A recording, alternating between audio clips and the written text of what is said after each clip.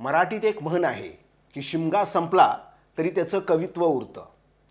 गेले काही दिवस महाराष्ट्रातील समाज जीवन आणि राजकारण हे एकाच विषयाभोवती फिरत आहे आणि तो म्हणजे मराठा आरक्षण.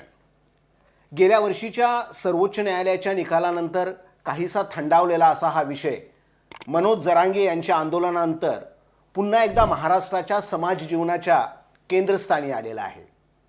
या आंदोलनाच्या दुसऱ्या टप्प्यात याला हिंसक वळण लागलं. बीडसारख्या ठिकाणी तर ओबीसी समाजातील नेत्यांच्या घर, वाहने, त्यांच्या संस्था यासह त्यांच्या घरातील सदस्यांना जिवंत जाळण्याचे प्रयत्न देखील काही समाजकंटकाकडून झाले. आता महाराष्ट्र शासनाने या विषयावर तोडगा काढण्याचं आश्वासन दिल्यावर मनोज जरांगे यांनी आपलं आंदोलन तात्पुरतं स्थगित केलं आहे. त्याचबरोबर हे हिंसक आंदोलन ही सध्या थांबलेलं आहे. पण आंदोलन थांबलं, पण त्यावरील राजकारणाला मात्र आता खूप जोर आलेला आहे.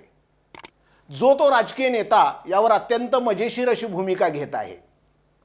त्यांच्या भूमिका पाहिल्या तर हे सारे त्या समाजाचं नेतृत्व करणारे नेते आहेत, पुढारी आहेत की सर्कशीतील उलट्या सुलट्या कोलांट्या उड्या मारणारे जोकर्स हेच कळत नाही.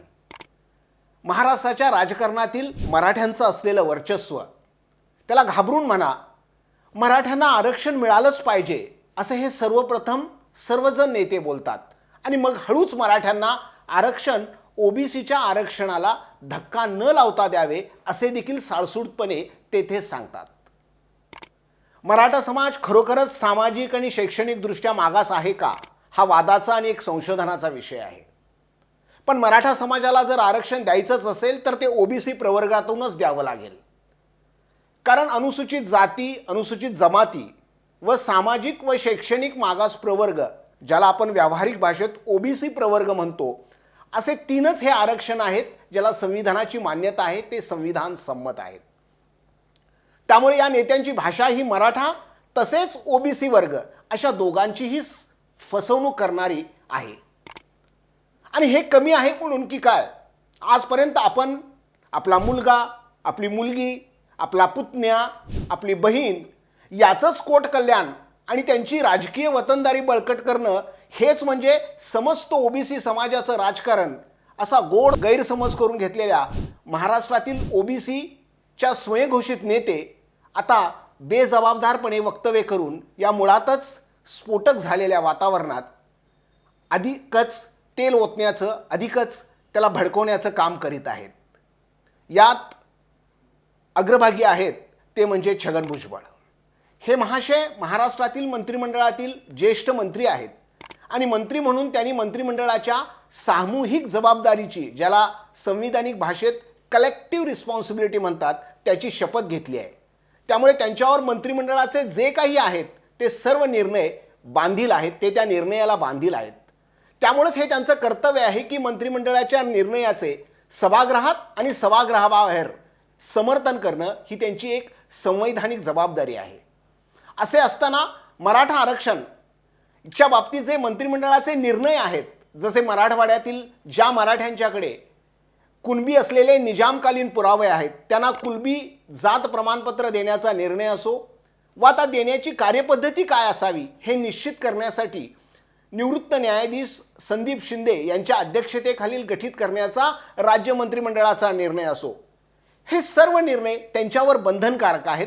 कारण त्या सर्व निर्णय घेण्यात ते एक मंत्री म्हणून मंत्रिमंडळात ते सहभागी होते.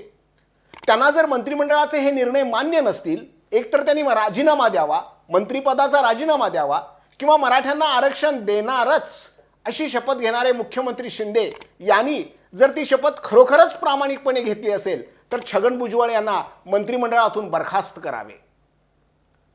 पण छगन भुजबळ जे आज ओबीसीसाठी ऊर बडवून घेण्याचा आव आणत आहेत, त्यांचा ओबीसीचं हित आणि मराठा आरक्षणातील पूर्व इतिहास काय आहे तेही या निमित्तानं तपासणं आवश्यक आहे. ज्या मंडल आयोगाच्या अंमलबजावणीचा ऐतिहासिक निर्णय सामाजिक न्यायाप्रती असलेल्या आपल्या अविचल निष्ठेपोटी व त्या बांधिलकीपोटी व त्यासाठी स्वतःचे पंतप्रधान पद स्वाहा करून 1989 साली ज्या भारताच्या तत्कालीन पंतप्रधान विश्वनाथ प्रताप सिंग यांनी निर्णय घेतला, त्यावेळी ते नेहमी आरक्षणाच्या विरोधी भूमिका घेणाऱ्या शिवसेनेत ते 2 नंबरचे नेते होते. तसंच विश्वनाथ प्रताप सिंगांचा पाठिंबा काढून घेण्याचा शिवसेनेच्या निर्णयाला त्यांनी विरोध केल्याचं कधी ऐकिवात नाही.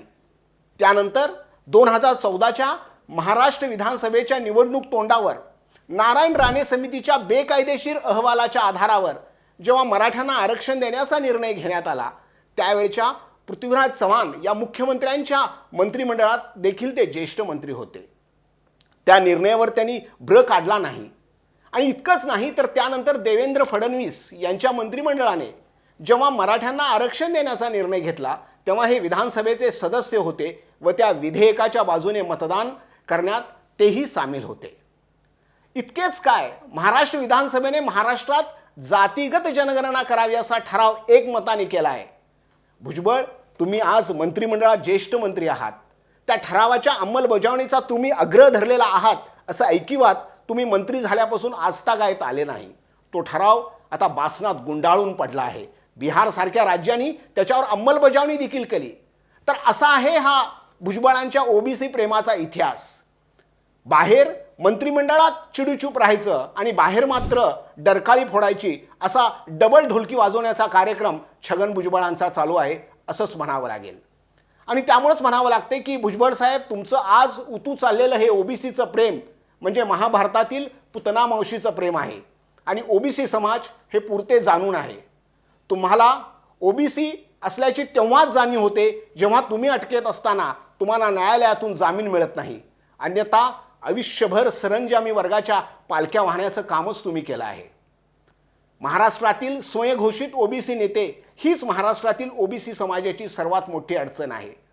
जोपर्यंत अशा तथाकथित नेतृत्वाच्या मगरमिट्टीतून महाराष्ट्रातील ओबीसी समाज मुक्त होत नाही, तोपर्यंत त्यांच्या आरक्षणच काय, त्यांच्या या देशाच्या सन्माननीय नागरिकत्वालाही देखील आव्हान येतच राहणार.